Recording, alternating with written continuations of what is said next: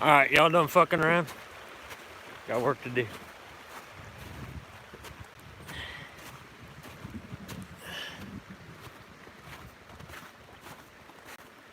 It's cold as tits out here, y'all.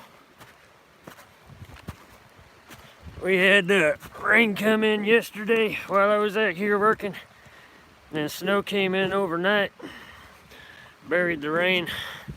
So it's all slush and fucking mud out here. Good times for Huntsman. Let me get y'all set up here. Whoa! Alright. Let's just settle in here. And get that whole live chat thing up and go ahead and get this all tweeted out and all that other fun stuff. Get that shit out of the way. And we'll be moving on with the show. Ugh. That dumb glare, man.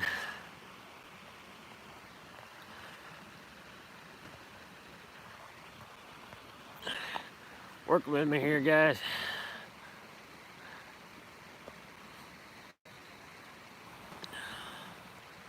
There we go. All set. So this is episode 2 of our live bushcraft build. We had a pretty good time last time we was out here, right? I had a good time last time we was out here. It was fun.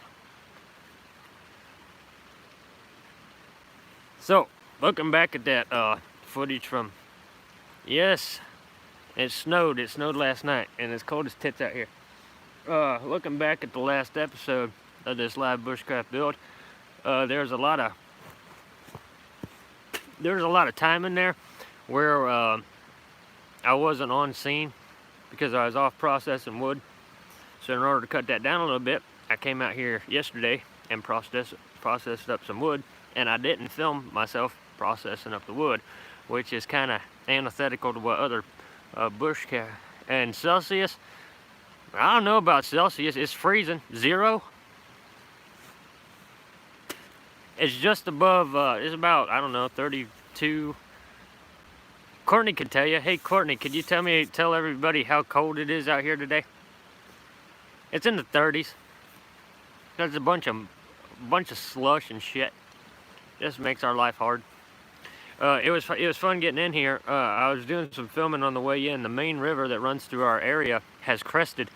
The water is all the way up to the top of the bank. When this snowmelt happens over the next couple of days, that river's going to flood. But we're far enough away from the river, and we got this huge ridge between us and the river. We don't have to worry about the main river flooding our area. And the tributaries running through here are actually doing pretty good. So I'm not too worried about flooding. Our main creek here is, she's flowing faster, but she's flowing about the same depth. It's a pretty shallow creek. We'll take a look at it here in a little bit. I want to show you guys one of the features that I added to. There you go, 28 degrees. 28 degrees outside, guys. We're gonna get to work, and we ain't building no fire. We ain't got no survival gear with us. We got us an axe, a saw, a knife, and some fucking wood. And that's all we're bringing with us today. So, like I was saying there, I came out yesterday and did some of the wood processing so we can cut those scenes out of this episode. We're gonna get some of the shit put up on the shoulder today, so get it all tied off and make things a little sturdier. And then while I was out here earlier, we went ahead and moved the trail cam. Whenever the snow came in, the trail cam had completely froze up, like it had ice all over it. Didn't have any tracks in the area since the storm came in, so it didn't pick up anything. We're not out anything by it being covered in snow, but I went ahead and cleared it off, and I put it in a different location. I'll show you that real quick before we get started with the work. This is a little bit different setup than what I did previous. Usually I have it pretty low to the ground, about 3 foot off the ground. This time it's about 6.5, 7 foot up on a tree. We got it mounted up right there, just above head high. So we got the trail cam mounted, and I'm gonna set you guys right in front of the trail cam. So that is gonna be the view for the trail cam for our next set. So we had a big ass buck come up in here. He came up in here 2 days ago. He didn't have his rack on him, but he is a monster, and I'm hoping that his rack this year looks bigger than HB's does. So we did get the big buck that I had spotted. I think it's the same one that I spotted whenever I first came into the woods. We did get him on trail cam footage. You'll be able to see him a little bit later. And yeah, we went ahead and moved the trail cam on over here closer to the shelter itself. The deer herd has been, rather than being back here on the food plot where I was putting the bait down, they've been coming right up here to the damn shelter. So I got deer hanging out inside my Bushcraft shelter before I even get the damn roof on it. So yeah, I wanted to bring the trail cam a little bit closer to the shelter so we can actually get the deer right here at the shelter as they're mingling around. And we had a big ass herd come in, so we got that to look forward to. I got that memory card at home, all of that new trail cam footage with the herd right up here. We have about, I don't know, 10-15 deer in this herd just roaming right here around the camp, hanging out in my Bushcraft shelter while I'm not home. So it's like a reverse story of the Three Little Bears. They're coming in here trying out my bed, and I think it's cute. But yeah, I'm glad to have them along. And they're obviously used to my scent in the area. That black flag that I put up the last time I was out here, I'm gonna go ahead and take it home. We'll rescent it and get it back out here, but they don't care about my scent right now. They just want that damn food. And without further ado, I'm gonna go ahead and get my damn gloves on, and we're gonna get to work on this shelter.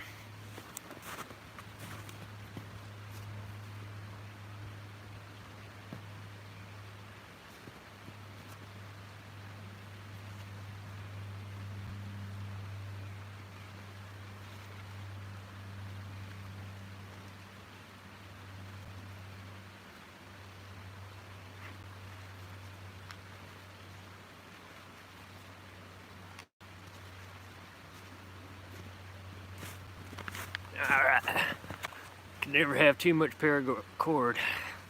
Got me a new bundle of paracord to put on the shelter today. And today I'll be using my Bushcraft knife from Deep Woods Bushcraft and Survival. This is the official knife of the series, and this is a full carbon blade knife. We're going to be using it to cut our paracord and work on the shelter today. And she needs some use because it's a full carbon blade, so if you don't take it out and use it, the motherfucker's gonna rust on you.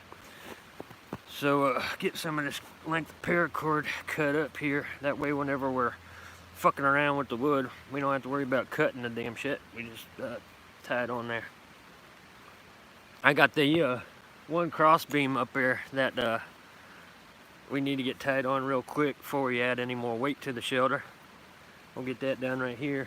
And then we got our cross beams, some of our wall to put up, the ribbing, you know, that kind of shit.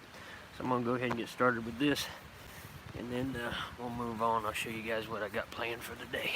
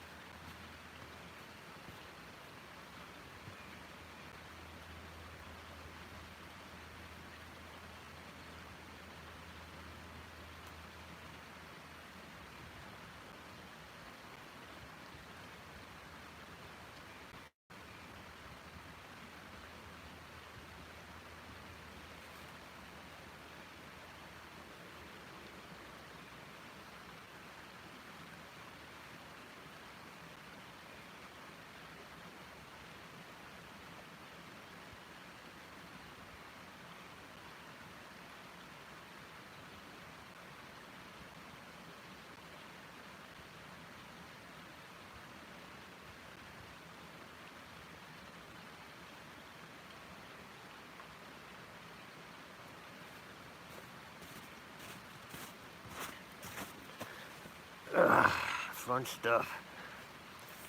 So if you guys want to, if you are so inclined, go ahead and tweet this out, share it on Facebook. I don't have access to those links right now. I don't have any of those accounts linked to my account while I'm live streaming, so I can't send the link out myself. If you could do it, I would appreciate it.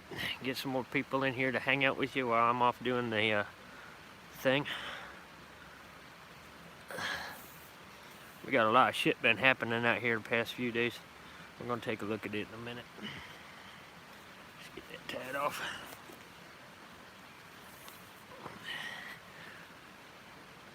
Hey David, thanks for stopping in. Right now I'm just cutting lengths of paracord and throwing them over my neck, so whenever I got holding the wood up, I just pull one off of my neck and tie it right up. A little trick I learned from Cold Cracker while I was watching his ass putting down his little 4-minute videos. Cold Cracker's a good guy too. I'd love to hang out with that sumbitch.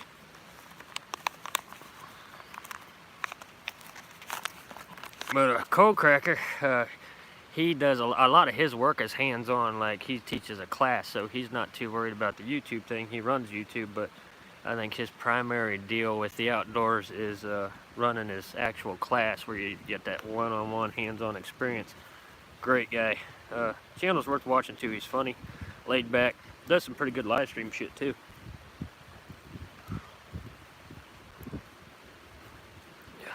I seen buddy of mine messaged me over on Instagram, said little Joey tried to do a live stream the other day and he forgot to turn his camera sideways. Little sumbitch still ain't learned how to do a live stream in a right format. But just like his previous attempt at a live stream that he was doing from his backyard, that live stream sucked ass.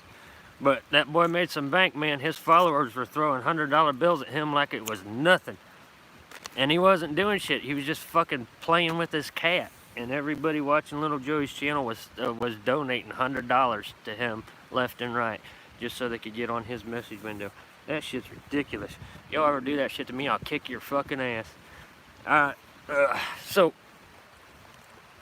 we got some of our side processed up over here. Obviously, it's all buried in snow.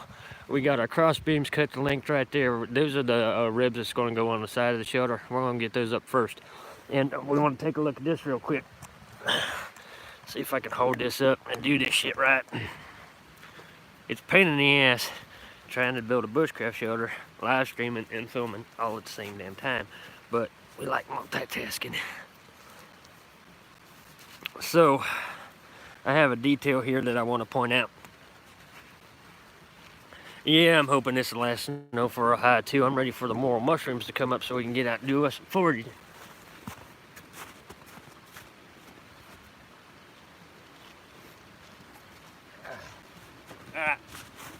So, this is one of the ribs that I'm going to be putting on the side of the shelter. I'm going to be putting this on the outside of the shelter next to the creek. Now I got my shelter sitting right on the edge of a cliff. I want the light side over that way. So I'm going to put this up here real quick.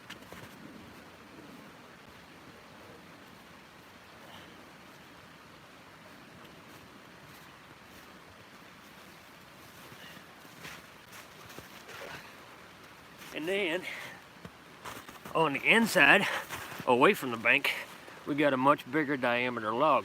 So the reason I picked this one out for the inside is because it puts a lot of the weight of the shelter itself back away from the creek, so it's not the gravity is not pulling on this side so much where it's going to slip down that creek. We want it to come back this way, so we want all the weight on one side. Bigger diameter on the rib, that should do it.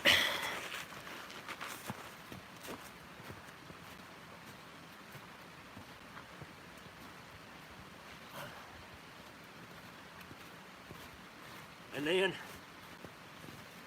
we just got a smaller diameter, and that in there will go across the back.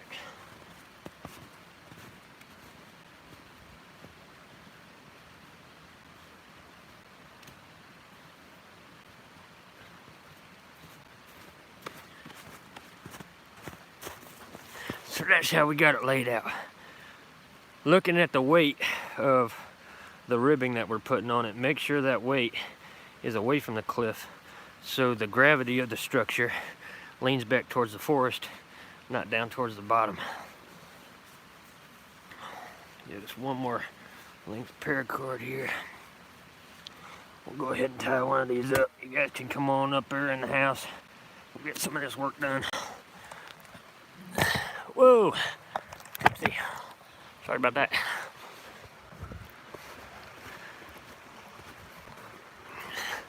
I'm gonna leave you back here a little ways so you're out of the way.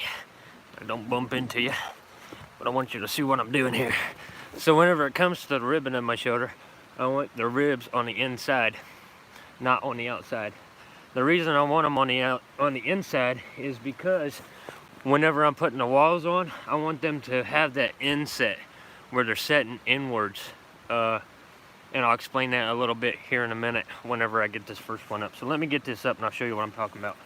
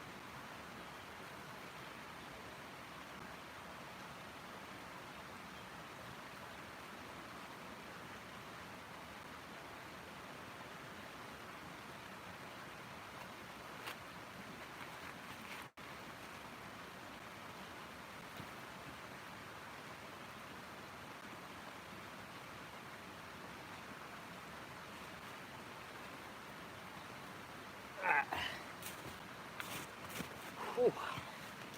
Dropping my damn paracord everywhere. I'll tuck them inside my coop.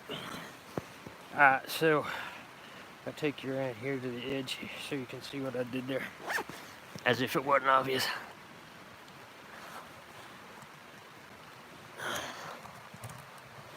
Alright, so again, I wanted the rib on the inside. There's the creek right there beside. It's a hell of a drop off. So now that I got this set like this, what's going to happen is when I'm building this back wall, I can set the logs inside. They got that lean to them. Just makes the structure a little bit more stable.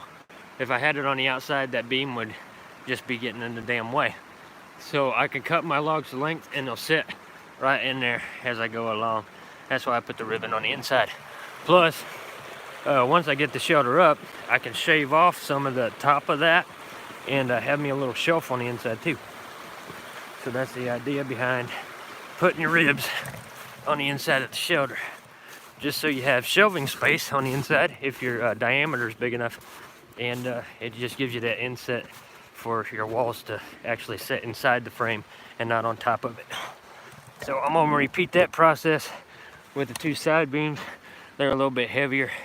And then we'll be moving on from there. There we go. That's a pretty good view, right?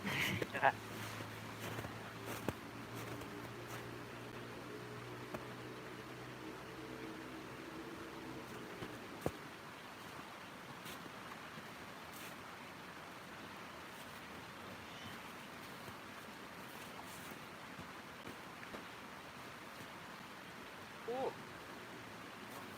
Alright, where'd you with me?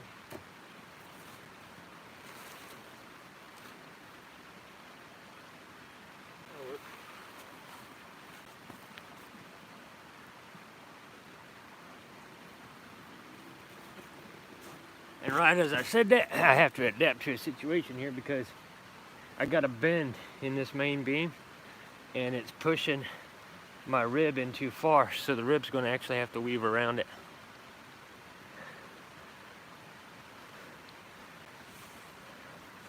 I'm going to have to catch up with this chat.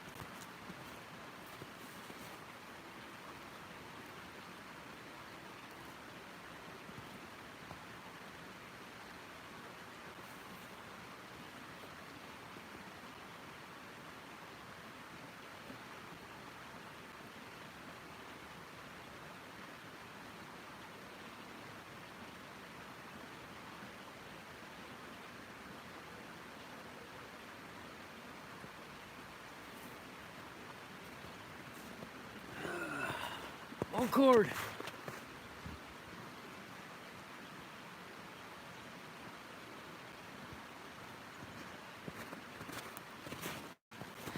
See, I did this on purpose so I can talk to you guys in the chat while I'm cutting up the cordage, and I put the cordage on. We sort of break up the monotony of the build itself a little bit.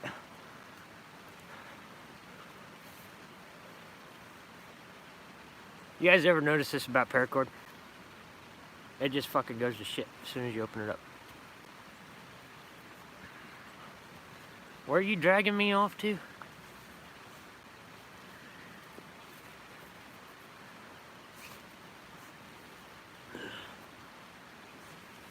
Alright, we need some good length. Tie that first one off with. Tennessee. Alright. We got people in Tennessee. We can go down there.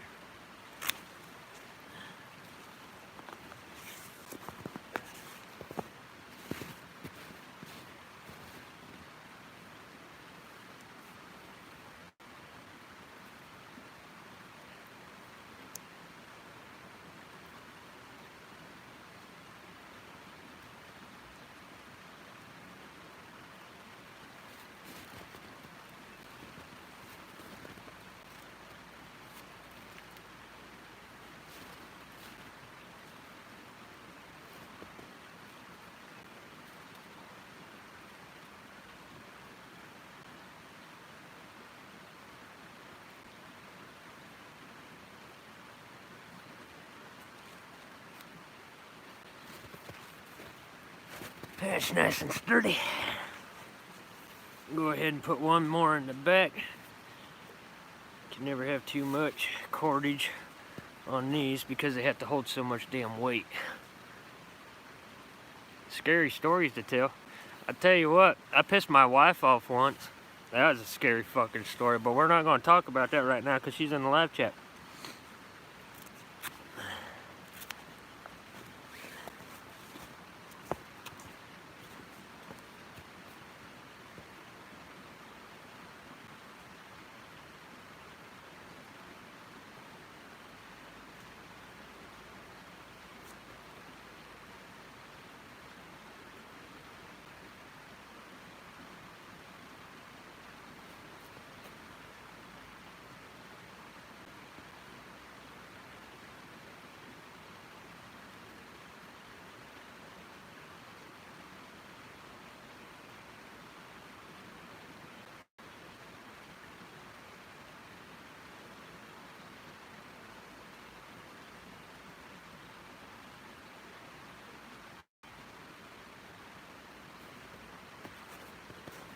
Alright, now we just repeat that same process over here on the other side and we can start building walls on this sumbitch.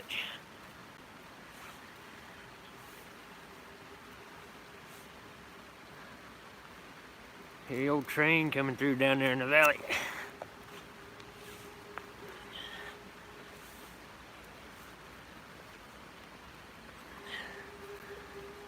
As soon as I get this other rib tied up, I'll sit down here and talk with you guys for a minute. Anybody new came into the stream while we're doing this, thank you for stopping by. If you could please hit that thumbs up, like and share, and do all that community building stuff. I really appreciate it. Get some of your friends in here. See Huntsman make an ass out of himself.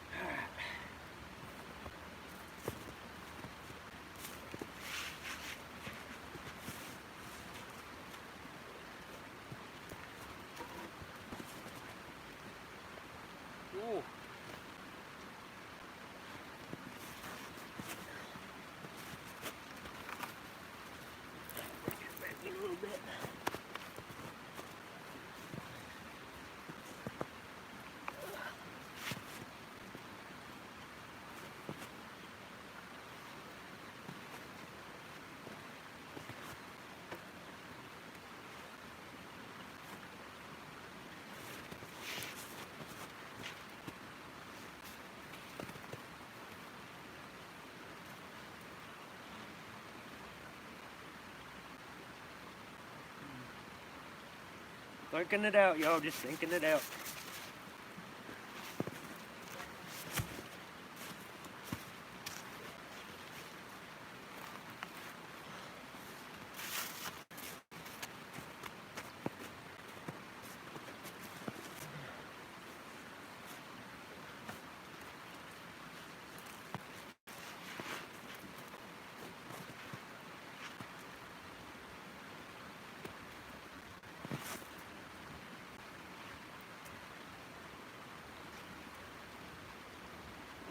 bastard. You complicated about it.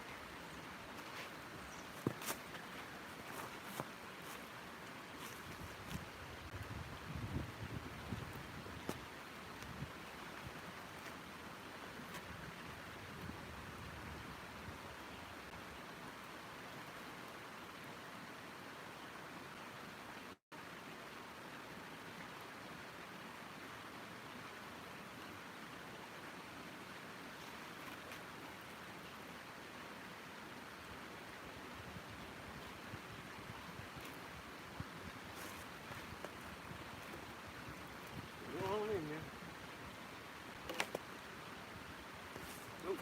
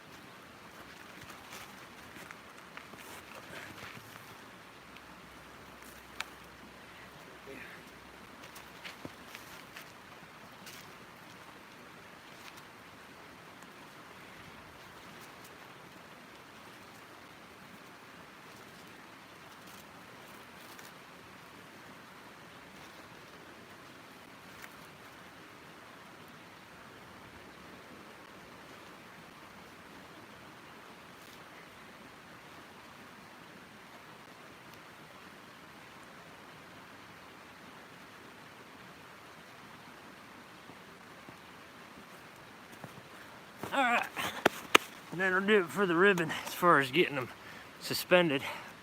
I can use a bit more paracord to tighten them all up, but you guys can kind of see the framework there. There's ribs all the way around. That gives us some support, so whenever we start stacking wood on there, they got that extra rib going all the way around, and it gives me shelves on the inside of the shelter.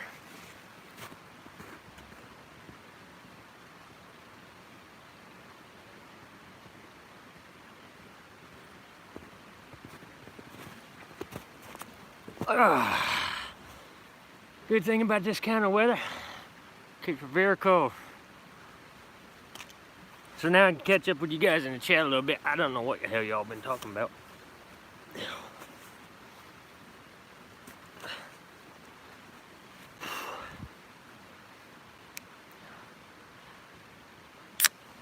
Hey, I'm sitting right here.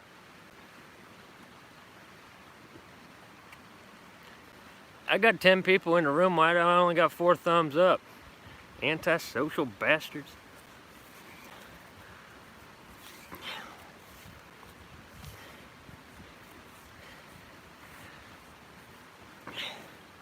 Just cutting some longer bindings. We got this suspended. We got them on the shelter, but we need to go ahead and tie them off a little bit better.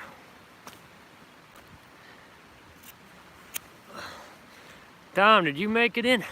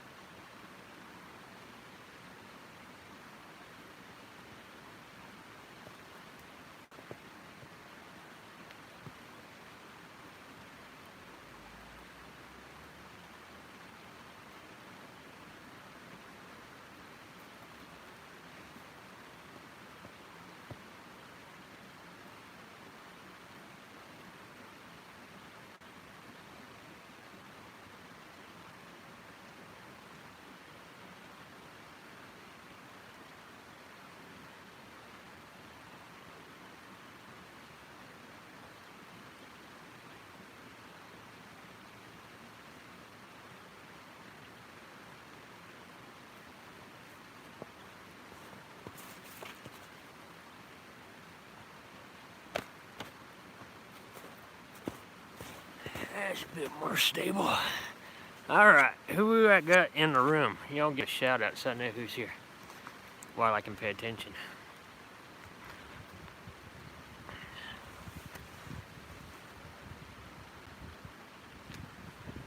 Freedom! Glad you made it.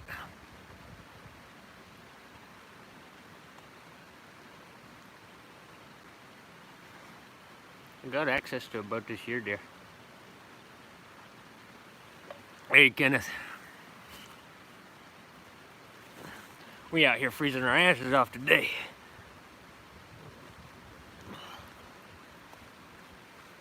So we got the ribs on the shelter all tied off. We can start hauling up some of the wood that we're going to use to prop this sumbitch up good and proper, give us some walls.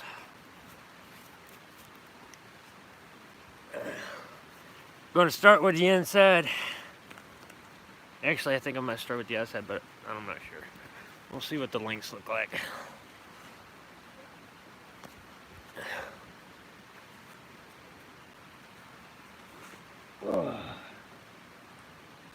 Alright, let's see what we can do here, y'all.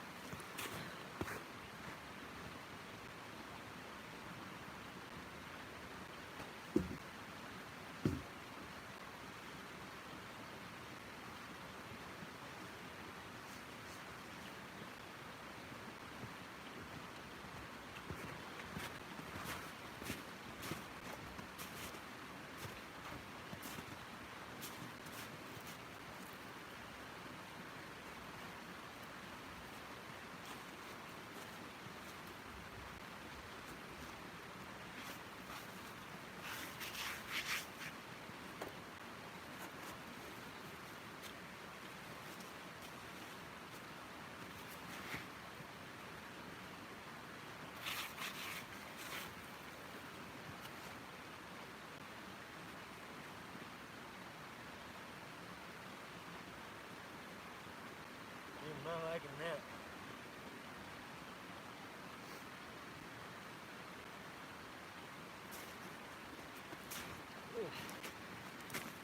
Gotta make an adjustment.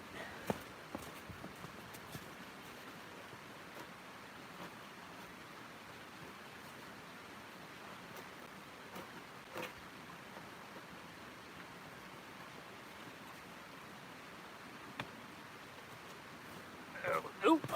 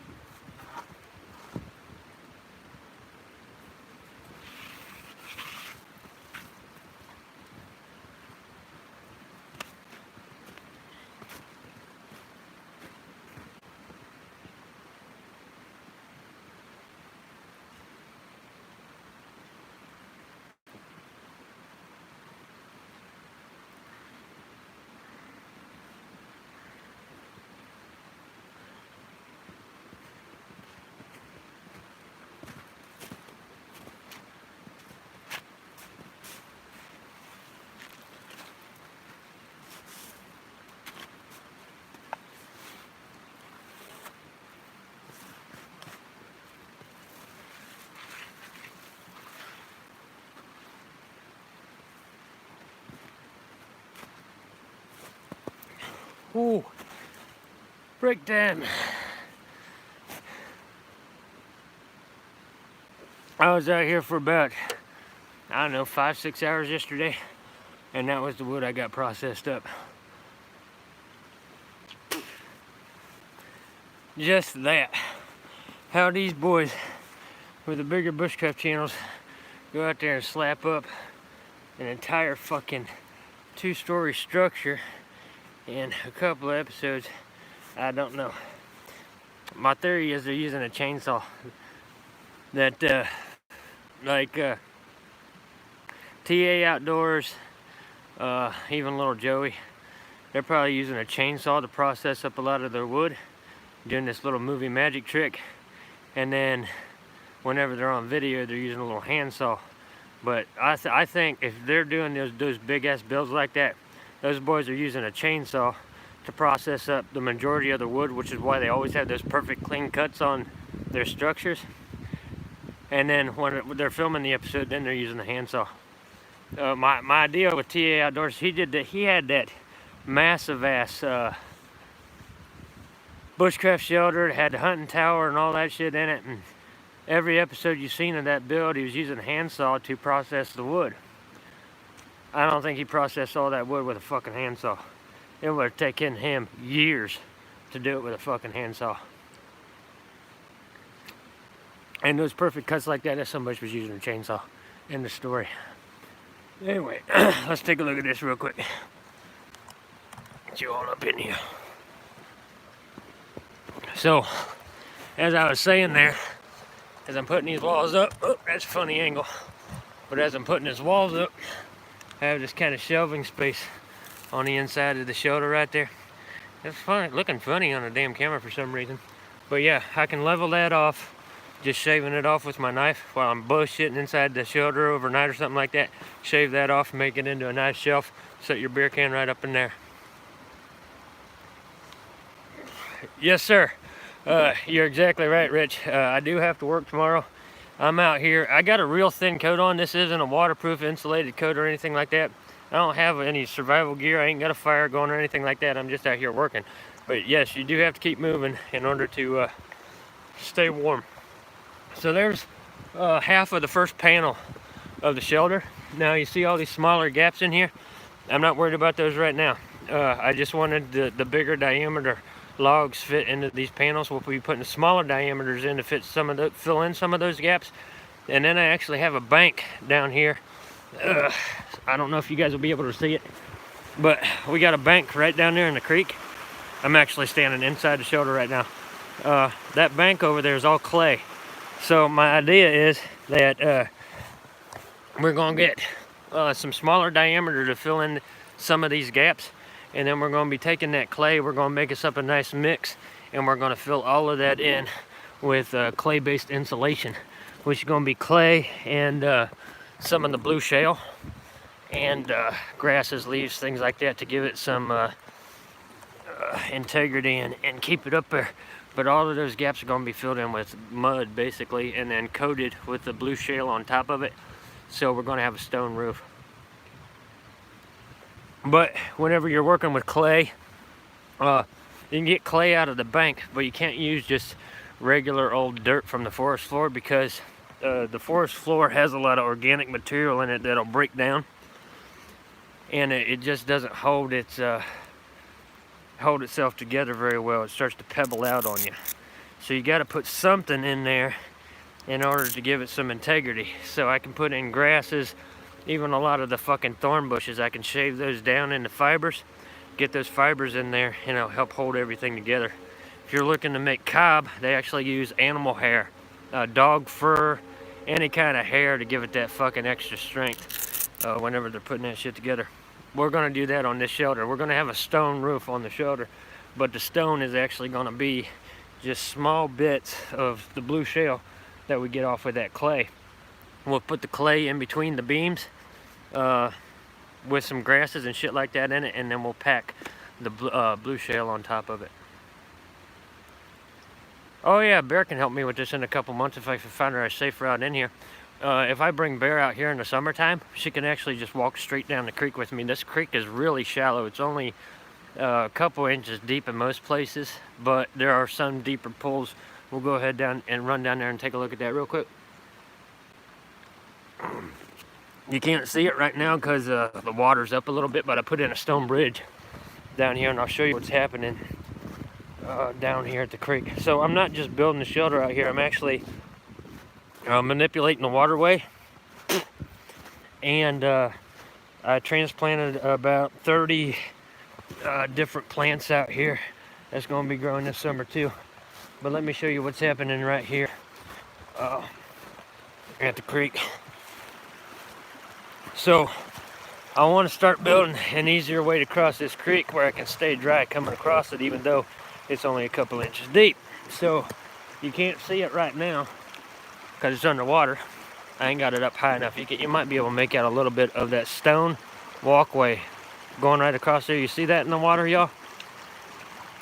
So I've just been chucking stone out there, building that up a little bit so it's real shallow. And then after I get the stone in there, I can lay logs across it and basically build a bridge.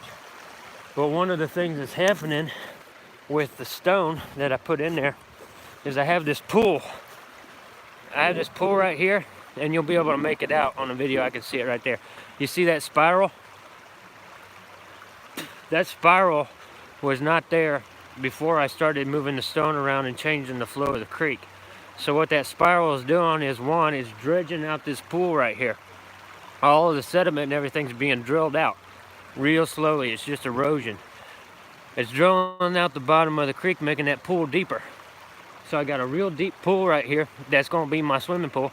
And then we got the walkway right over there. So that's going to be the foundation for the bridge. So the reason I wanted this pool here, because it's cold out here right now, but it gets hot as fuck in the summertime.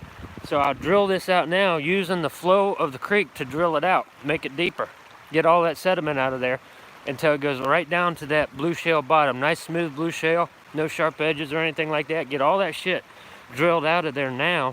That way in the summertime, I got this nice deep wading pool in there. Whenever the river calms down and all the sediments out of that water, it'll run clear as daylight. I did that yesterday while I was out here processing wood. Whenever I got tired of cutting everything up with a handsaw, I come down here, sit by the bank, and just throw stones out there in the water until I got that spiral. I got that whirlpool going, drill that out. And that'll also be a source of some of our sediment and clay that we use to build the roof on the shelter. Yep, I'm thinking all the way around here.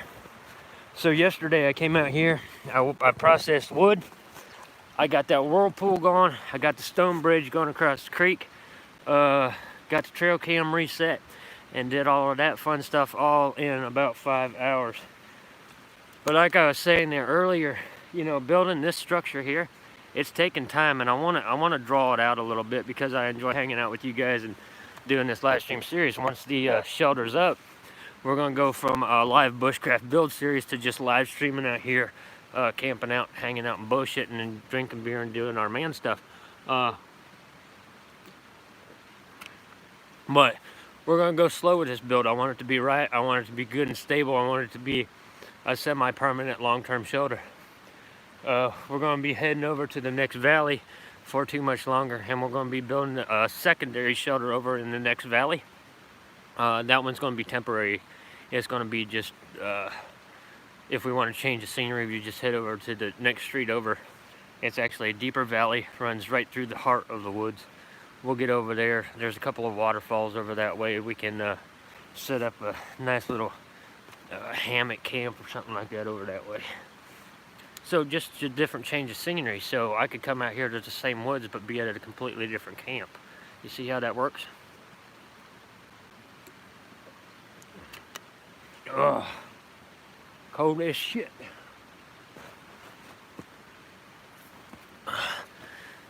So we got our beams put on today. We got one panel there. We'll take a look at it again, and I'll describe for any new people how I'm building the roof of the shelter. And we're going to go ahead and take a look at the hill there at the top of the campsite, and I'll show you guys around a little bit for those of you who haven't seen around the camp. Since we're new to this woods, there's a lot to see and a lot to explore.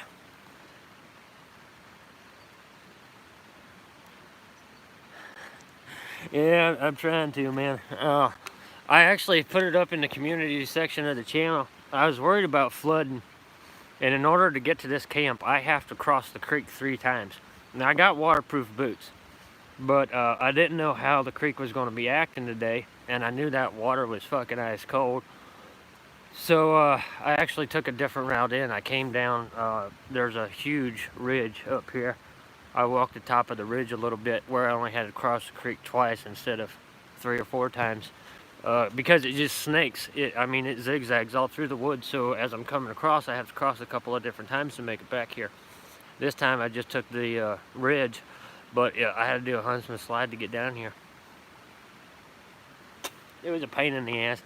But all of the rain that came in yesterday and then the snow on top of it, I knew it was going to be miserable as shit out here today. And it is. I'll be honest. I'm out here drinking a cold beer and it's cold as fuck, let me tell you. It's freezing. And I ain't got no fire. I ain't going to start a fire. We ain't going to be doing no wood processing today. I ain't got no survival gear with me. I got the iPhone that I'm streaming on right now. I got my main camera that we'll take a look at here in a second. We upgraded the camera. Let's do that real quick. Upgraded the camera to where we got rid of that lens scratch that has haunted me throughout the entire first year of the series. That old camera served me well, and I'll probably be using it again in the future. But we went ahead and upgraded the rig, so the next episode's Huntsman gonna be filmed on this summit right here. So we got us a new camera, new tripod, better audio. The only thing about this camera is she is really twitchy about the focus. Like, if you move it off, she wants to refocus. So that's something I got to work with and tweak. Getting used to the new camera. You're going to see that in the episodes. As I'm getting used to this new camera and all the new settings, there's just no way in hell I'm going to come out here and film scene after scene after scene, trying to get that shit right on the first go. I don't mind including my mistakes in my videos, and I sure as hell ain't afraid of embarrassing myself. So yeah, new camera to film the main show with. I was actually out here filming some of that, some of next Friday's episode today before we started the live stream. But with that new camera comes all new settings, all new, I don't know that camera.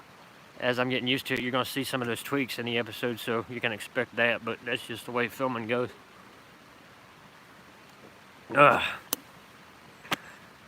Whew. It's getting cold, guys. It's getting cold. Hey, y'all see the new new Bone Collector camo hat? Bone Collector promoted this on Instagram. What was it? 4 or 5 days ago. And I'm a big fan of Bone Collector. He is an awesome guy. And so he put this little plug out that he got these new hats in at his store. I went over there and I grabbed me one of them, and it came 2 days later. That fucker was on it. Yeah, Bone Collector. I'm going to be putting him on my on the Huntsman truck series. We're going to have the Bone Collector logo, which you can see right here. That deer skull with the human skull on top of it.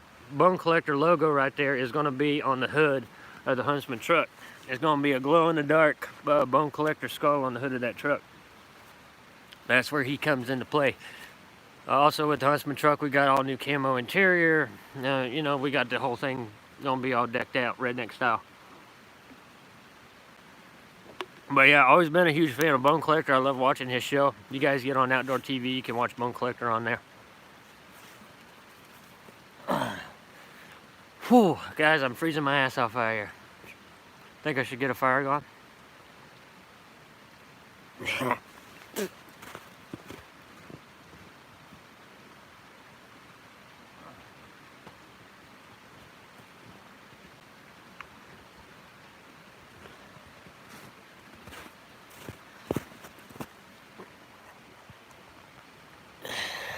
Yeah, we're going to take a look around here in a little bit. I'll show you guys the woods.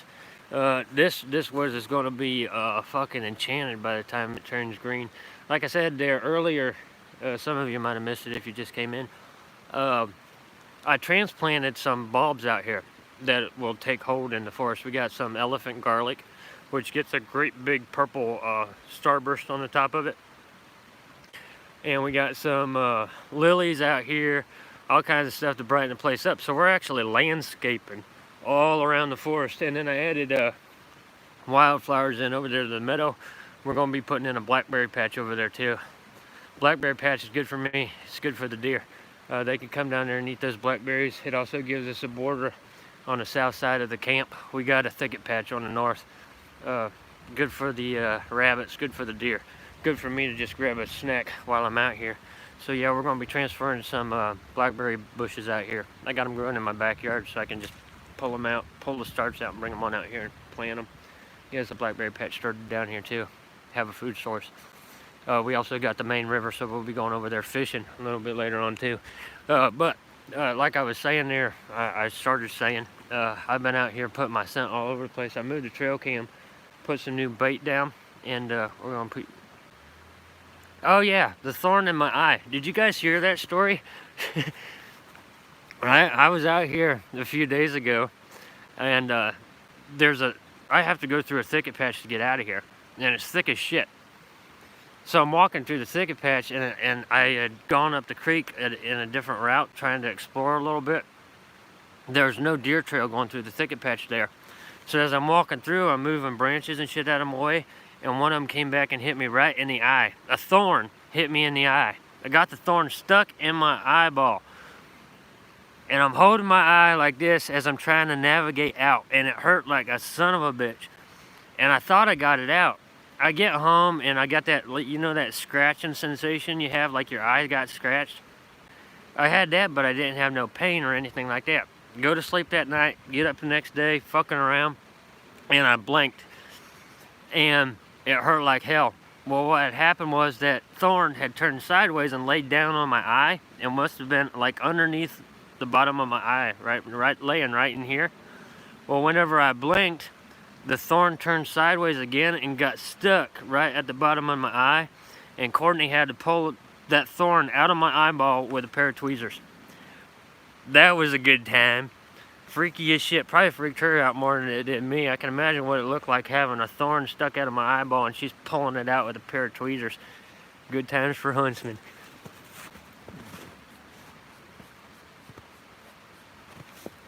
So... Sorry about that, sweetheart, but thank you for being the go-to nurse.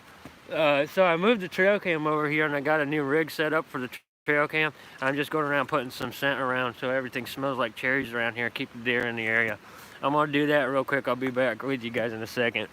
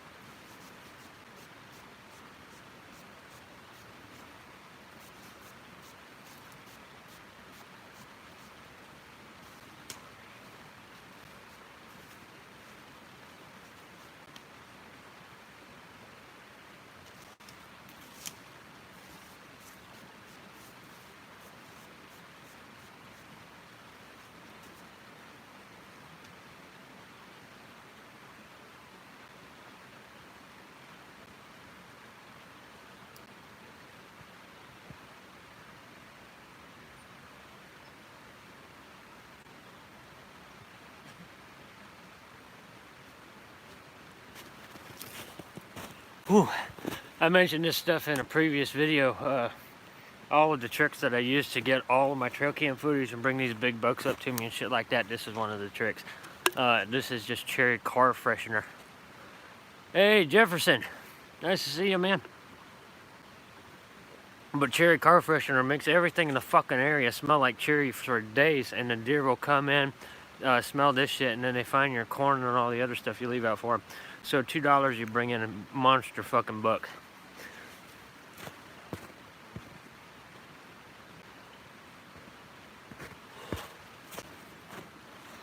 Ah, shit, it is cold, guys. cold as hell out here.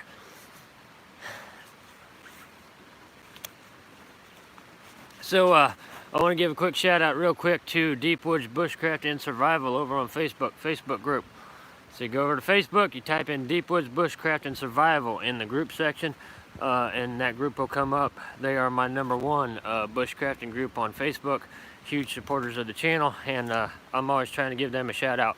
The official Huntsman bushcraft knife there came from that group. Won this knife in a contest over there. They always have fun stuff going on, a lot of information getting passed around. So Deep Woods Bushcraft and Survival, we're out here with your knife today. Full carbon steel blade knife. Been using this throughout the series, damn near since day one. I got this right after I started the Huntsman series. I've been carrying it with me ever since. Aside from this knife, my only other backup knife is my Mora, my Heli Mora. And we got our Heli Mandra. Got that one on me. This is my everyday carry. I don't go anywhere without this knife. I even sit down and polish it while I'm watching TV with the wife. So I always have this with me. I always bring this out here whenever I get serious. Other than that, the only thing I got with me today is my axe and my saw. Got to get that axe pulled off of here.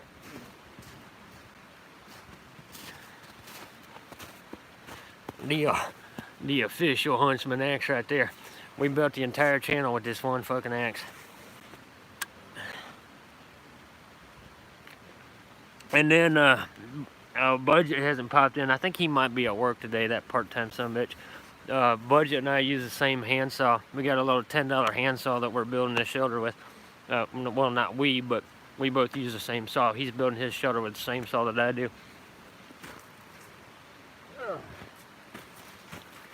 Got that right in here. So all of my wood processing is done with this little $10 saw. Nothing more fancy than that, guys. We want to use stuff that everybody can afford, everybody can get their damn hands on. You're not breaking the bank to do it. So we never really plug expensive gear. You ain't gonna see me coming out here with a goddamn $80 titanium cup or anything like that. The axe is the most expensive thing that I've bought for the series, really. Everything else was either gifted to me by another outdoorsman or outdoorswoman, and we just been building it up as we go.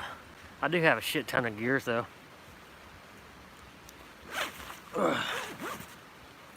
It is freezing. I can't stay here any longer, guys. I'm gonna have to get up and move around a little bit. Freezing up, not having a fire going. I was actually going to bring my Bushcraft backpack with me today that has all of my survival gear in it, but I was like, fuck it, I'm not going to do that. I didn't want to carry all of that weight with all of the filming gear. So I knew I was going to come out here. We was just going to do a little bit of work on the shelter today, get it lined up. The weather conditions just aren't good for wood processing and building a lot today. Well, I was going to do that, but then the snow came in and just kind of killed that idea. But I do got to get up and move around to get warm since I don't have a fire going. So let's take a little walk here real quick, and I can move around and I ain't just sitting here freezing my ass off.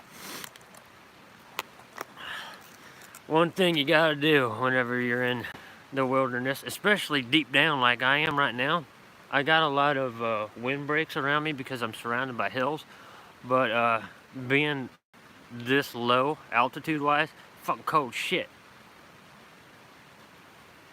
Alright, let's take a walk. I'll show you some of the scenery. Oh.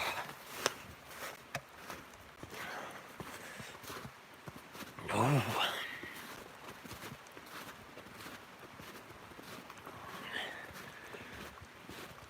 I got a route here that I can take up. We'll get up to the top of the hill. Just behind our campsite, really. There's a deer trail heading up here. They got it leveled out pretty good, so it shouldn't be too hard to navigate, even with the slush. But I'll get up here and show you the view from the top of the hill. Well, halfway up.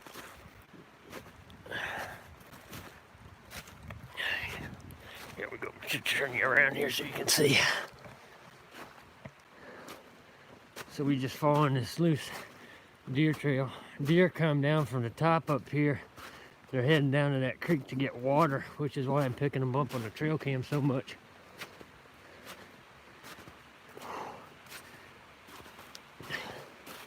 Get over this way without falling on our asses.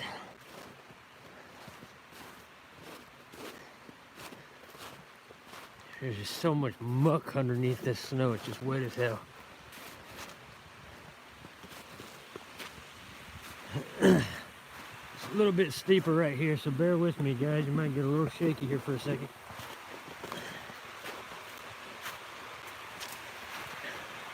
You see that down there? That's a waterfall just behind camp. So when I built the shelter, I didn't realize that waterfall was back there.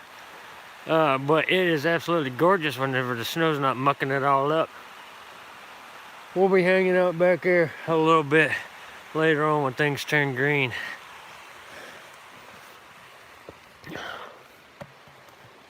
Yeehaw.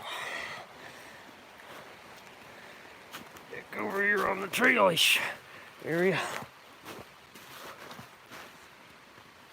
Woods behind me just goes on forever. I mean, it is nothing but forest. I hiked down there whenever I brought the new camera in. I wanted to test it out and see how she acted. I started hiking that way and hiked and hiked and hiked. Just nothing but woods. But up there at the top of the ridge, the land just flattens the fuck out. It's gorgeous forest up there. I can't wait to get up there and explore some more after the snow gets out of here. And I am super excited about seeing this forest whenever she all turns green and the wildflowers are up and all that. I think it's going to be a sight to behold. I think a lot of people will be tuning in to the Huntsman series just to see the forest and not my ugly mug. Ugh. Now I have extremely heavy waterproof winter boots on. 2,000 grams of insulation, over 2,000 grams of insulation, and I'm cold. That's ridiculous. We're gonna be rounding this up though, guys.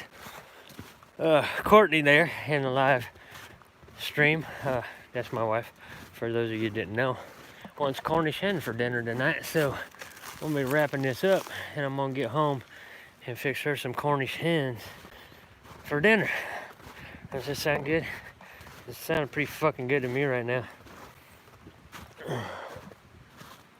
Gonna go ahead and start wrapping this shit up. Get our camera put away. We gotta get the trail cam back here turned on, up and rolling. I'm not gonna be out here this next week. You know, the day job and all of that shit. So I made sure I bought plenty of food out for the deer. The trail cam's all set and ready to go. To hold the herd out for the next week, or close to the next week. I'm sure they're going to come in here and just rape, pillage, and plunder my camp while I'm gone, but we'll have it all on trail cam, so that's all good. It's good fun. We got a new herd in here that we're trying to build a relationship with, and that means you kind of got to bribe them. So getting them used to my scent in the area and working with the herd is really important for me. I just like, you know, me and the deer. It's a thing. I like having the wildlife around my camp. Now, a lot of people don't. But I have a couple of raccoons that come down here, and they're fat sons of bitches, too. A couple of raccoons that keep coming in here. I had one raccoon climb right up on top of my trail cam. A Huntsman cooking video. You know, you want to see me cooking at my house? Put out a Huntsman cookbook.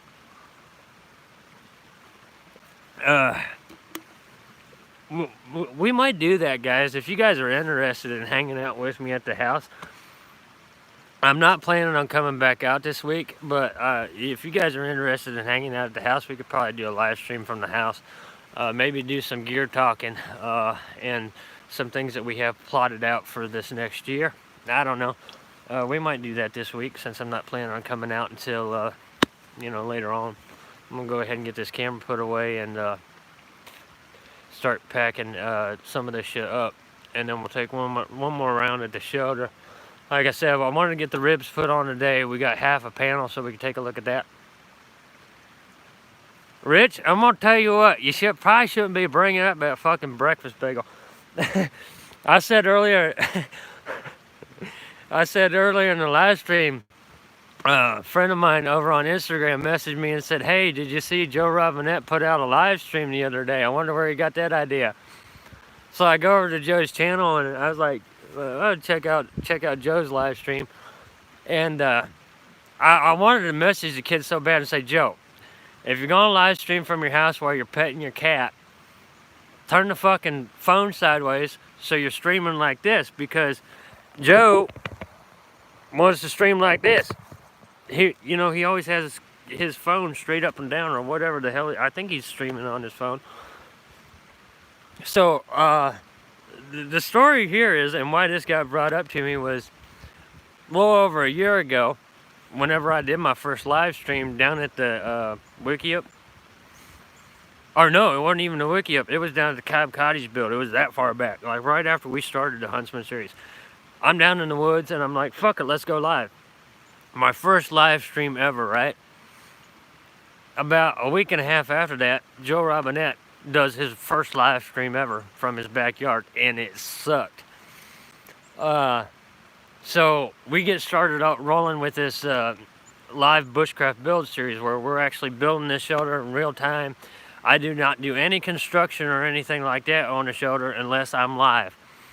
Here comes little Joey Robinette live streaming from his house. Says he hasn't filmed an outdoors video in 3 weeks, but he wanted to get in touch with everybody.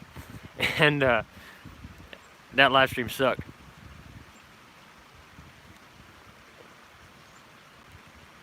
Hey, my inner core has got icicles in it.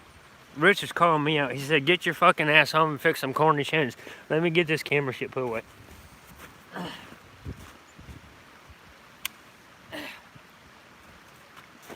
Oh, Rich out there acting like my safety net because I'm a dumb motherfucker and I'm out here in the woods with no survival gear. I don't have a fire going. It's freezing temperatures outside. I got a waterway I have to cross on the way out of here. So Rich is saying, if you're going to be out there doing that dumb shit, quit drinking the fucking cold beer. Because it's dropping your core temperature. I know it is. It's making me shake a little bit.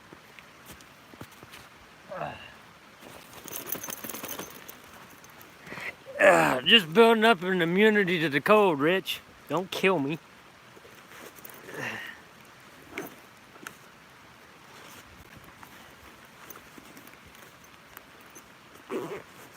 I seen a gal over in Norway. She goes out every once in a while and basically goes skinny dipping in weather like this to build up her resistance to the cold. She got a YouTube channel. Whenever I get back home and I can fill out the metadata for this live stream, I'll go ahead and throw a link up to her channel. Yeah, Norwegian huntress, hiker, bushcrafter, goes out and she'll get into a creek like this and just submerge herself in the water in freezing temperatures to build up her immunity to the cold.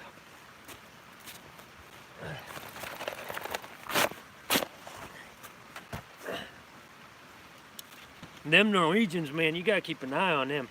If you guys ever want to see some wicked outdoor shit, follow anybody from Norway, because over in Norway, it's just ingrained into their everyday life to be outdoors. We come out here and see it as a challenge or, you know, a hobby or even a lifestyle. Over there, it actually is a lifestyle, like being outdoors. Being out in the wilderness, going hunting, doing all of the shit, they do it it's ingrained into their everyday life. Like, they'll take off of work to be in the woods. Hey, I'll see you in a little bit, honey. I'm packing up and heading home now. We'll get those Cornish hens on. Probably won't be live streaming cooking the dinner, though. Yeah, anybody in Norway or the Scandinavian countries, it's being in the wilderness is so ingrained into their everyday life, it's nothing for them. For us, it's bushcrafting or survival or whatever the fuck you want to call it. And for them, it's just Tuesday.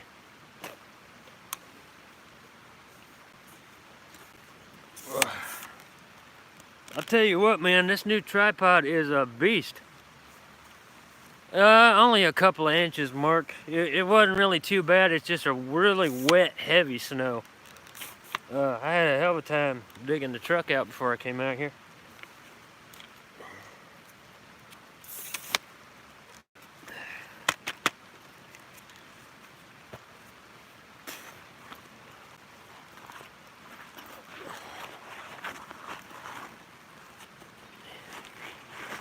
Yeah, Courtney loves it whenever I'm fixing the Cornish hens or London broil, anything like that. I'm always cooking at the house, making a fucking mess in the kitchen. But like I said, I don't know if we'll ever be live streaming a Huntsman cooking episode. I might bust out the toaster and make a bagel someday.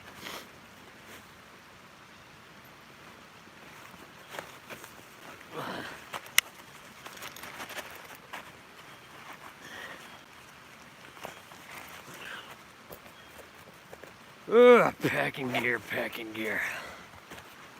We ain't done just yet, y'all. Let me get this stuff put together and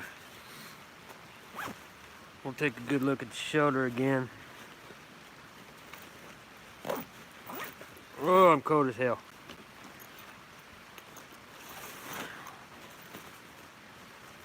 Whew. So another thing that I want to put up out here, I have this little meadow area over here at the side of the Bushcraft camp. I'm actually wanting to put up a target over there so I can bring my bow out here and target shoot while I'm at camp. Hey, Freedom, you know I love you, brother. Freedom, you guys check Freedom's channel out. He's a new upstart.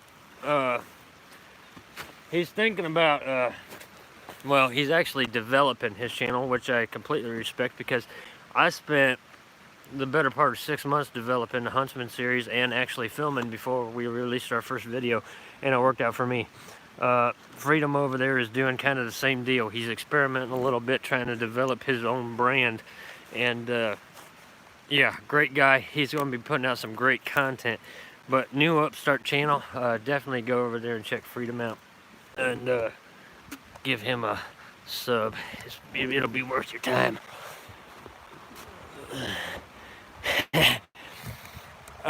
So damn rich. Alright, so back here in the shelter again, we got our ribs put on today, our cross beams put on. Shelter's a lot more stable. We're starting to work on our panels here. Obviously you can see the skylight. We got a lot more wood processing to do on this project, and it's going to take a lot more time. We'll be gathering up some of the smaller diameter limbs in the next episode, and actually got some of them gathered up over here. Got us a nice little pile going there. And then as I'm doing all of this wood processing at my workstations, I'm actually cutting up firewood, like the ends, the short ends that I can process into firewood and just keep a nice stack of firewood out here. So it's all ready to go. So whenever you're watching the regular Huntsman episodes, you ain't got to see me come out here and process up a fucking log just so I can fix a cup of coffee. It's already here, processed and ready to go. We like convenience. We don't like burning up a lot of calories while we're out here. Just trying to tuck everything away here. Not bad progress for a little over an hour of streaming. One panel done, ribs put on. Of course, I already had all of that shit ready to go. And like I said, we're going to drag this out a little bit. I ain't in a hurry to get this damn thing up. This is not a survival shelter. This is a long-term build. Once we get her up and she's nice and stable, we'll be out here in the summertime when it's nice and warm and I'm not freezing my ass off. We'll be having a good old time here at camp. And I have this vision being here at this camp after the shelter's built. Everything's green, it's nice and thick and everything. We're out here, we do an overnighter. And we get up early in the morning. I'm gonna leave portholes in the shelter so we can be inside the shelter and film the deer as they're coming up to camp. That's my vision for the camp, for the shelter itself. It's basically gonna be a shelter slash deer blind. So we can sit inside the shelter, we can be completely secluded. We can have our cameras pointing out one of those portholes. filming the deer coming right up to camp. Maybe even live stream that in real time. So if I am doing an overnighter, come out here overnight and doing a live stream, you know, get up in the morning, fix breakfast or whatever. We could be sitting right here in this little cabin we got built.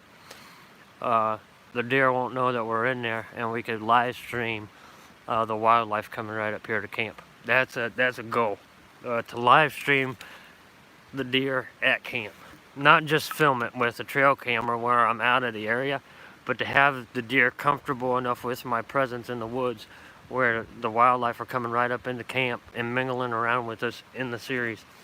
And once we get past that point, then it's just a matter of being able to interact with them one-on-one, face-to-face. I could be sitting over here in the meadow and those deer don't mind coming up in the meadow feeding or anything like that with me sitting right there. That's a long-term goal. Getting a wild deer herd that comfortable with your presence takes a hell of a lot of time and a hell of a lot of patience. And you got to know what you're doing with them. You got to know how they communicate. So yeah, but we're going to try to do that. We're going to try to get me and the deer, this new herd of deer, on film at the same time, in real time. If we can do it on a live stream, great. If I can do it on a regular episode while I'm filming, great. But yeah, we're definitely going to try to do that. HB and his herd, I worked with that herd for a year, and I only got one clip of me in the same frame as the deer. Usually I'm sitting behind the camera. This year we're going to try to get me in front of the camera actually interacting with the deer, so you guys can see how I'm behaving, my body language and things like that, and I'll be describing that and how I'm talking to these deer body language wise right there in the video, because how you carry yourself, the tilt of your head, where your eyes are aimed, even the motion of your mouth, they pick up on all of those signals. That's how you're communicating. For example, real quick example, if you come face to face with a whitetail, and you'll notice them start making this chewing motion with their mouth, almost like they're chewing gum, even though they ain't got nothing in their mouth. And that's them telling you, I'm a herbivore, I'm not a predator. That's just the sentence that they're saying. I'm a herbivore, I'm not trying to attack you. They're telling you that. So if you repeat that to them and you start making, like moving your mouth like you're chewing gum, that's sending the same signal back to them. You're saying, I'm a herbivore, I'm not here to hurt you. And it might be a mixed signal, especially if you're a hunter or you're a meat eater like me, but that's what they're interpreting. You never look them directly in the eye, you always look at their hind quarter, or you look away from them and down to the ground. You keep your head low. It's a submissive gesture to the whitetail. That's how I always get those whitetail on film and come so close to them the way that I do. I just know how to communicate with them. And it's years and years and years of practice and a lot of patience. Because like I said, meeting a new deer ain't no different than meeting a stranger on the street. They don't know how to take you at first, but if you're nice to them, they'll be nice to you. So one more time around camp here, guys. I gotta get over here and turn the trail cam on so she's up and rolling. Filming our next round of trail cam footage. We do have trail cam footage that will be released on the channel here soon, and some of the trail cam footage, especially the new buck that we've run into that we're going to be tracking this next year, just like we did HB, is going to show up in next Friday's episode of the Huntsman series. So definitely check it out. We'll get up here, turn this on real quick. I just got to put in the password and get it up and running. Get that damn limb out of the way. So I had this thing setting up back at our food plot, and they were skipping the food plot and coming right up to the shelter.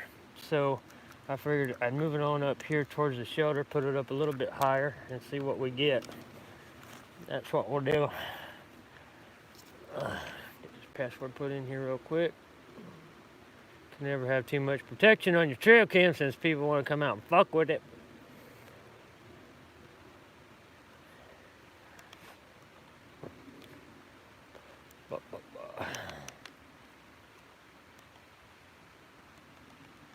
So we got a new memory card in here. She's all clean and ready to go. As soon as I get this password in and turn the thing on, it'll give me a 5-second countdown, and it's going to start filming. So if I happen to step in front of the camera, after that 5 seconds, I'm going to be the first shot on there.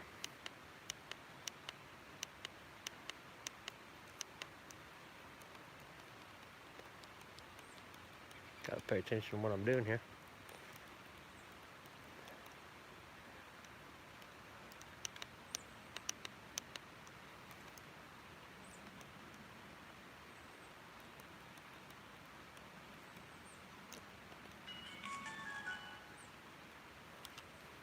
Alright, 5-second countdown is underway.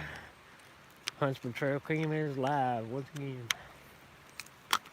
Aimed right towards our shoulder. So, like I was saying, if you guys can see down here, I don't know how well you can make it out. You see those, like, splotches right there? That's our bait.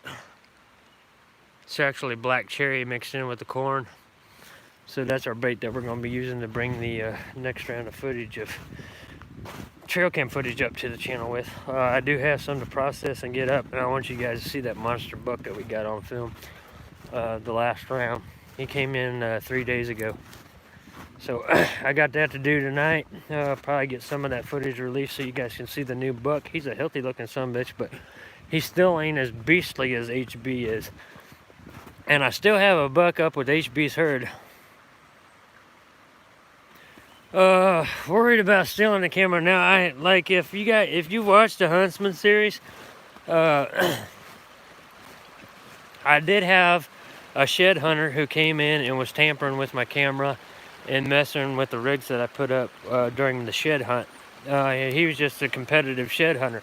He told me straight out that if he could get HB's rack, he was going to take it from me. Pretty sure the sumbitch did, because we was keeping a close eye on that buck, and we didn't find the rack. Well, I didn't get skunked. I found 2 sheds, and I still have a buck up there who still had his rack on him as of last week. So let me cross the creek here real quick. See, I gotta get across this, and then I'll keep talking. But no, I really don't. Down here, I don't worry about it. Right now, I'm on private property, so I don't worry about anybody messing with my shit down here. This is all marked private property. So some just straggler could come through, I guess, and mess with it, but I got so fed up with the shit during the shed hunt that whenever I decided to move away from our last filming location, I made sure that I got on private property and my shit's pretty well protected. So yeah, I don't worry about it up here, but I did at the last site. I actually had to keep moving my trail cam around at the last site because those guys were just fucking with me way too hardcore. When it comes to shed hunting, man, there's guys out there that are just feverish about it, and that's what I ran into. It really frustrated me because we worked with HB and his herd for over a year, and we put in all this effort to get HB's rack because it was just so tall and majestic. Not the biggest rack you'll ever see, but it was just like the crown of the forest, at least that forest that we was in. I was really frustrated that I didn't get that rack, but I did not get out of there empty-handed. I did get half of a 10-point rack, and then I got the small buck rack that they all run with HB. Those boys all bed down together. So we got 2 racks out of the deal, but we did not get HB's. I do have another buck up there that, as of last week, still had his rack on him. So we might be running up there to do another shed hunt after all this shit melts, and we see if we can get us a late shed. But as far as the shelter and the trail cam down here, nah, I ain't worried about it. It should be alright. Right now, I'm just trying to make my way through this thicket patch. Yep. Yeah, you got cable locks. What was happening, and I got a section there on the trail cam where I can put a padlock on it. They can't even open it up. But even if I locked it up, then they would put like bark or a limb or something like that in front of the cam where it was just blocking the view. So they couldn't get in there and delete the shit. They were just keeping the shit from getting filmed to begin with. I gotta go up this ridge here, guys. if I don't go up this ridge, I got to cross that creek like 5 times. So you can make this climb with me. But we're heading out of the woods now. We're going to be wrapping this stream up. Appreciate everybody that stopped by. Like I said, we didn't get a lot done with this episode aside from putting those ribs on in that first panel. But we're going to drag this out a little bit. We're going to have a good time with it. It's cold as fuck out here. We had this unexpected weather come in that kind of threw everything off a little bit. Even if I wanted to go through and dig wood out of the snow and stuff like that, it'd just be a pain in the ass. And cutting it up would just be boring for you guys.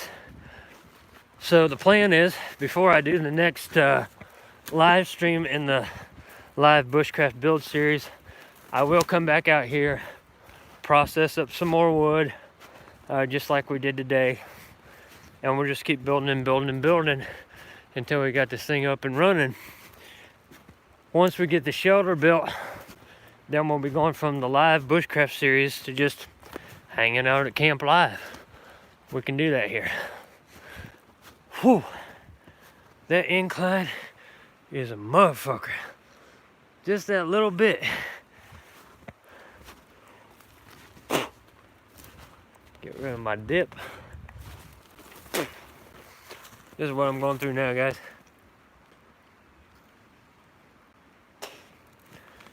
It ain't about luck, it's just about human decency. Whenever, like I said, whenever it comes to shed hunting, guys get feverish about that. And I just ran into a couple of assholes. That's okay. I'm still going to keep an eye on HB and his herd. Just because they're friends now. They're like characters in the story. I'll be going back up there and visiting them and shit like that. But I don't know what next sedge season is going to turn out to be like. I don't know if we'll go up in that area shed hunting, or we'll see what we can do with this new herd. Maybe we'll do both. Check out this landscape, guys. Go ahead and turn you around here. You can see exactly what I'm seeing as I'm making my way through here, trying to get out of camp. This is the kind of terrain and the kind of thick shit that I have to go through. Check this out though. Forest is coming alive.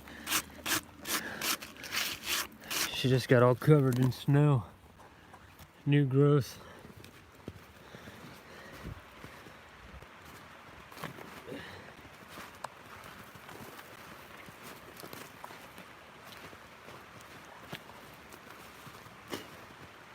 When this all turns green, it's going to be impassable. I'm going to have to find another route in. That's just the only way to do it. These thicket patches are okay in the wintertime. Especially when they're covered with snow like this, because all of the thorns are kind of coated in ice and they don't snag you so much. But when it all turns green, there ain't no coming through this. You can see my footprints where I navigated through here coming back, trying to stay up out of that creek bed down there.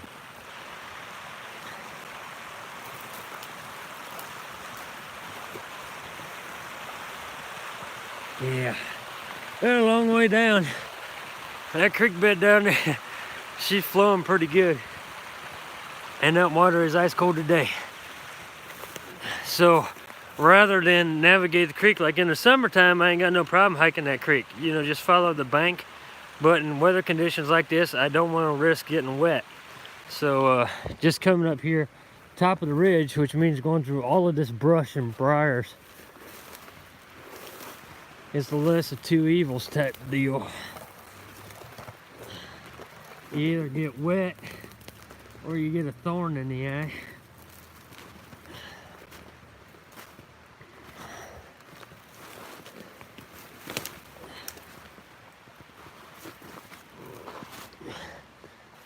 Navigating through this kind of terrain with all these damn hills and ravines and everything is fun in the summertime, but whenever you got thick, heavy snow like this and it's just bogging down your footsteps, it's even more of a pain in the ass.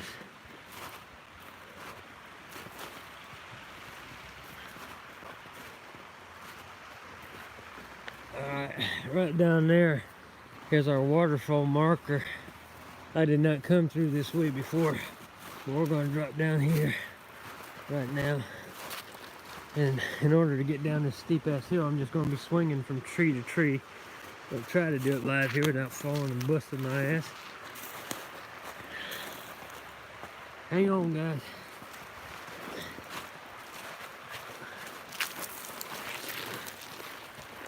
Just grabbing the trees to slow my descent there a little bit.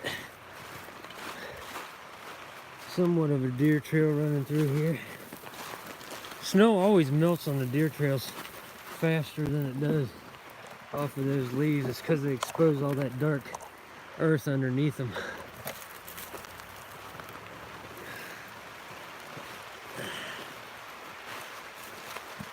You don't see too many damn live streams like this, do you? Almost down.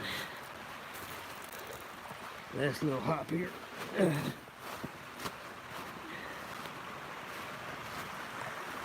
Yeah. That little waterfall right there tells me I'm on my way out. So, get you unwrapped here. Cord got wrapped around the tripod. So, not too far from the front of the woods now. I do have one more thicket patch I gotta go through, and I don't want to be live streaming while I go through that son of a bitch, because that's the thicket patch where I got the thorn in the eye that Courtney had to pull out of my eye with a pair of tweezers the next day. So I'm gonna go ahead and wrap the stream up here, guys. Thank you all for coming with me. I hope you enjoyed it, and I will see you guys next time. All right.